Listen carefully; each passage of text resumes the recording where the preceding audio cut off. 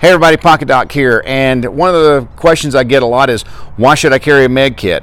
Okay, well, why do you wear a seatbelt? Why do you have a fire extinguisher? Why do you carry health and life insurance? That's a good question, right? So all of these things are related to prolonging our life on this existence. And so we don't prioritize medical training and medical kits like we should, because they should honestly be at the very top of our list of priorities, because right up there with our family and friends, because they can help prolong the lives of our family and friends. So get out there, get a kit, learn how to use that kit through proper training with a credible source, and then carry that kit with you everywhere, because you actually can be the difference between life and death with someone. You can actually be the person who makes the difference, whether they live, whether they die, because the worst feeling in the world is sitting there powerless while somebody dies, and it's something you could have treated if you'd been properly trained. So get a kit, get trained on the kit, be the difference. Y'all stay safe.